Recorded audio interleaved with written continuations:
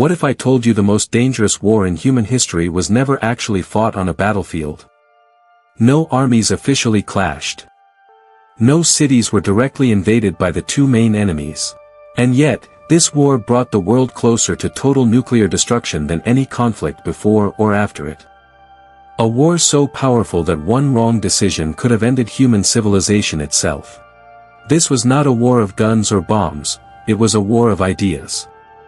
This was the Cold War. When we hear the word war, we immediately imagine bombs falling from the sky, soldiers fighting on the ground, cities reduced to rubble, and millions of innocent lives lost. Throughout history, wars have always been loud, violent, and visible. But the Cold War was different. It was silent, strategic, and psychological. There were no official declarations of war between the two main rivals, yet its impact reshaped the entire world. Entire nations collapsed, borders were redrawn, governments were overthrown, and humanity lived for decades under the constant fear of nuclear annihilation. The Cold War began right after World War II ended in 1945. Europe was destroyed, its economies shattered, and its people exhausted. Old empires like Britain, France, and Germany were no longer strong enough to dominate global politics. From this chaos, two new superpowers emerged, the United States of America and the Soviet Union. During World War II, these two nations had fought together as allies against Nazi Germany. But once the war ended, their alliance quickly turned into rivalry. The reason was simple but extremely dangerous: ideology. The Soviet Union believed that communism was the only system that could bring equality and justice to the world. The United States believed that capitalism and democracy were the foundations of freedom and prosperity. Each side saw the other not just as a competitor, but as a threat to humanity's future. Both were convinced that if the other ideology spread, it would destroy their way of life. Because both countries soon developed nuclear weapons, a direct war between them was almost impossible. Nuclear war would mean mutual destruction. One attack would trigger retaliation, and within hours, entire cities, and possibly the planet, would be destroyed. This created a terrifying balance known as mutually assured destruction.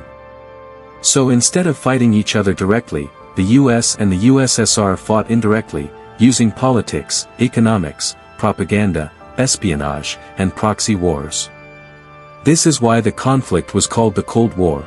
Europe became the first major battlefield of influence. The continent was divided into two camps. Western Europe aligned with the United States and adopted capitalist economies and democratic systems. Eastern Europe fell under Soviet control and adopted communist governments. This division became known as the Iron Curtain, a symbolic and political boundary separating two worlds. Germany was split into East and West, and Berlin, located deep inside Soviet-controlled territory, became the most dangerous city on Earth. In 1948, Soviet leader Joseph Stalin attempted to force the West out of Berlin by blocking all roads, railways, and supply routes into West Berlin. His goal was to starve the city into surrender. The United States responded with one of the boldest operations of the Cold War, the Berlin Airlift.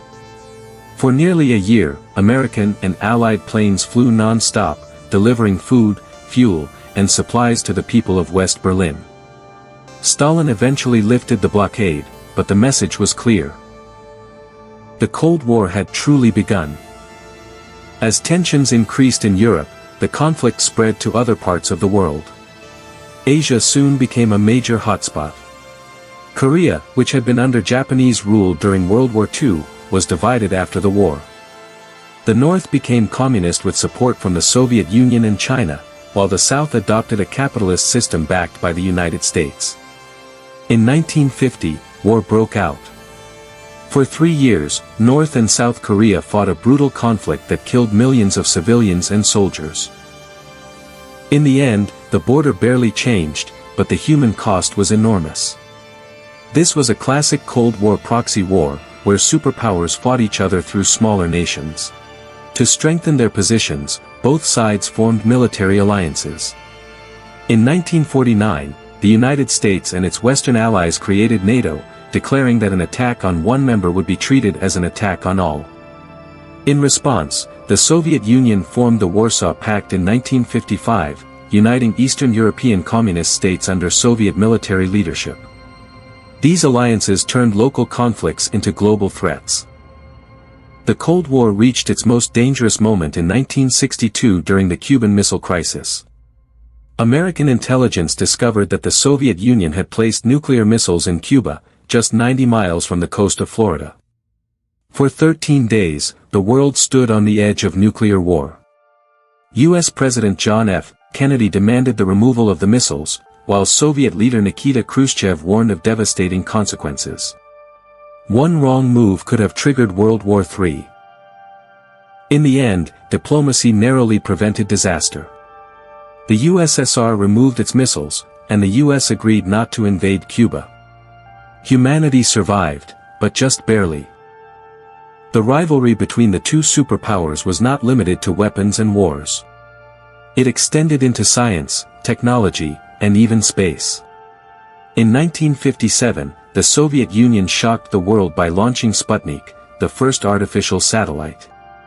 The United States feared it was falling behind, not just in space exploration, but in missile technology as well. This began the space race, a competition to prove technological superiority. The race reached its peak in 1969 when American astronaut Neil Armstrong became the first human to walk on the moon, marking a symbolic victory for the United States. As nuclear weapons continued to multiply, both sides realized that unlimited competition could only end in catastrophe. This led to several arms control agreements, including the Nuclear Test Ban Treaty, the Non-Proliferation Treaty, and the Strategic Arms Limitation Talks, SALT. These treaties aimed to reduce nuclear testing and limit the number of weapons, slowing, but not stopping, the arms race. Not every country wanted to choose sides. India emerged as a key leader of the non-aligned movement, encouraging newly independent nations to remain neutral and avoid becoming pawns in the superpower struggle. This movement helped many countries maintain independence during a deeply divided era. By the 1980s, the Cold War had exhausted the Soviet economy. Maintaining military power, controlling Eastern Europe, and competing with the United States drained its resources. Eventually, political reforms and economic collapse led to the dissolution of the Soviet Union in 1991. The Cold War ended not with a final battle, but with the collapse of one side. Yet the Cold War's legacy still shapes our world today. Global alliances, nuclear fear, regional conflicts, and political divisions all trace their roots back to this era. It proved one terrifying truth of history: the most dangerous wars are not always fought with soldiers and weapons. Sometimes, they are fought with ideas, and those wars can threaten the entire human race. If you found this video insightful, don't forget to like, share your thoughts in the comments, and subscribe to our channel for more deep dives into history and global events.